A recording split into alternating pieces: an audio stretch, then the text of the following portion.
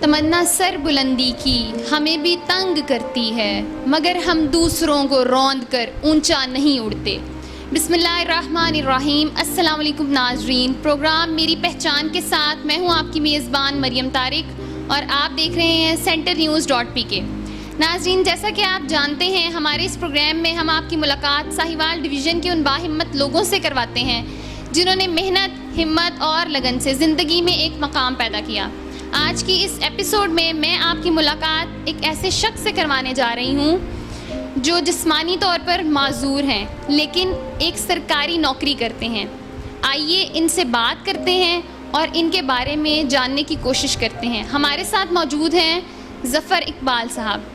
ظفر صاحب محکمہ social welfare بیت المال کے دفتر میں جونیئر کلرک کے طور پہ کام کر رہے ہیں۔ ہم ان سے بات کرتے ہیں اور ان کے بارے میں جانتے ہیں۔ السلام علیکم سر۔ وعلیکم السلام۔ سر کیسے ہیں آپ؟ ٹھیک ہوں جی۔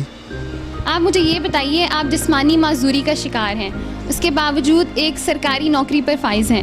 ہمیں یہ بتائیے کہ آپ یہاں تک کیسے پہنچے؟ میں 1964 میں پیدا ہوا اور بالکل صحیح تھا، کوئی ذہنی جسمانی معذوری نہ تھے۔ پھر آہستہ آہستہ 25-26 سال کے بعد مجھے آہستہ آہستہ پٹھوں کو کھچاؤ، کمر میں درد، جوڑے ٹیڑھے ہونے شروع ہو گئے، کھچاؤ آنا جسم میں شروع ہو گیا۔ حتیٰ کہ 1996 تک میں سائیکل پر آتا اور جاتا تھا، اور کالج میں بھی FA تک پڑھا ہوں، سائیکل پہ ہی آتا جاتا تھا۔ اس کے بعد 2-3 سال ہو گئے ہیں، اب زیادہ معذوری ہو گئی ہے۔ سر، آپ کو اپنے تعلیمی سفر میں کسی قسم کی مشکلات پیش آئیں؟ اس وقت میں کوئی ٹھیک تھا، اتنی مشکلات پیش نہیں آئیں۔ میں نے FA کیا گورنمنٹ کالج ساہیوال سے، اتنی مشکلات پیش نہیں کیونکہ میں سائیکل خود چلاتا تھا، اپنے کام خود کرتا تھا۔ سر، آپ کو اس ادارے میں کام کرتے ہوئے کتنے سال ہو گئے؟ مجھے تقریباً 35 سال ہو گئے ہیں۔ سر، آپ کے کتنے بہن بھائی ہیں اور باقی سب لوگ ٹھیک ہیں؟ ہم 2 بھائی اور 1 بہن تھی جو کہ فوت ہو چکے ہیں، اب میں اکیلا ہوں۔ سر، آپ کو معاشرے سے کوئی شکایت ہے تو بتائیے۔ معاشرے سے مجھے کوئی شکایت نہیں ہے۔ سر، آپ مجھے یہ بتائیے کہ آپ کو ہمارے جیسے عام لوگوں سے زیادہ محنت کرنی پڑی؟ جی، میرے والدین ایک گاؤں میں رہتے تھے جو انتہائی غریب تھے، انہوں نے محنت مزدوری کر کے مجھے پڑھایا، اور بعد میں جب میں معذور ہوا تو میں سرکاری ملازم ہو چکا تھا اور نوکری پر فائز تھا۔ معذوری مجھے 3-4 سال سے زیادہ ہوئی ہے۔ کیا مجھ سے سائیکل نہیں چلا جاتا، اٹھ بیٹھ نہیں سکتا؟ میں نے کبھی اپنی معذوری کو مجبوری نہیں بننے دیا، بلکہ جڑے صحت مند لوگ ہیں ان سے زیادہ کام کرتا ہوں۔ سر، آپ مجھے یہ بتائیے کہ جیسے آپ کہہ رہے ہیں کہ اب آپ سے سائیکل نہیں چلتا، تو آپ یہاں دفتر کیسے آتے جاتے ہیں؟ میرا بیٹا چھوڑ کر جاتا ہے جی، صبح چھوڑ کے جاتا ہے، شام کو لے کے جاتا ہے۔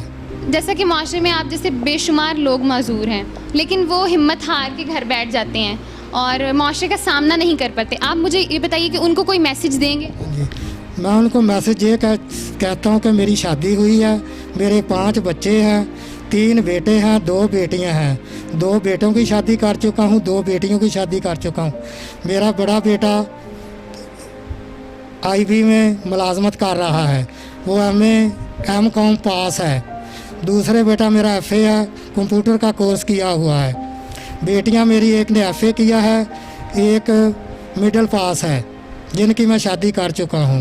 اپنے جیسے لوگوں کو پیغام دیں کوئی کہ وہ جو ہمت نہیں کرتے ان کو کیا کرنا چاہیے؟ جو معذور ہوں ان کو محنت کرنی چاہیے، اپنے جسم اور سورسز کے مطابق کام سیکھنا چاہیے، پڑھائی زیادہ سے زیادہ کرنی چاہیے تاکہ کوئی ٹیبل پہ بیٹھ کے یا ایزی ورک وہ کر سکے، معاشرے پہ بوجھ نہ بن سکے۔ آپ جونیئر کلرک کے طور پہ یہاں پہ کام کر رہے ہیں، اس سے آگے جانا چاہتے ہیں؟ آگے میری پروموشن ہو رہی تھی بطور سینئر کلرک، لیکن اس وقت مجھے بیماری نے زیادہ گھیرا ہوا تھا، اس لیے میں نے فارغو کر دیا۔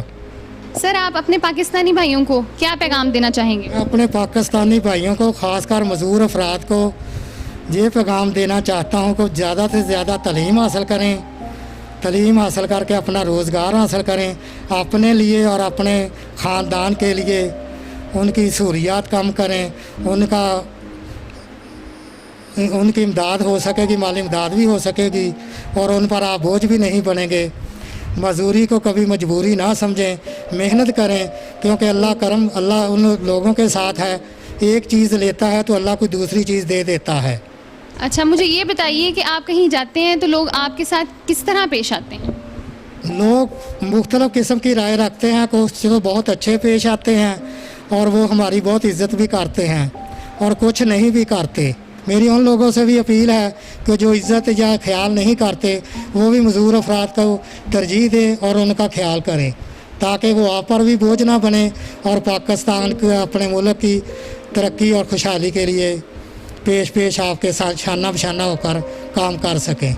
जी नाज़रीन, जैसा कि आपने ज़फ़र साहब की गुफ्तगू सुनी और उनका कहना था कि अगर अल्लाह एक सलाहियत ले लेता है तो उसके बदले बेशुमार सलाहियतों से नवाज देता है। इसके साथ ही प्रोग्राम अपने इख्तिताम को पहुंचता है। अपनी मेज़बान मरियम तारिक को दीजिए इजाज़त। इंशाल्लाह नए प्रोग्राम में नए मेहमान के साथ आपकी खिदमत में हाजिर होंगे। तब तक के लिए अल्लाह हाफ़िज़। देखते रहिए centernews.pk।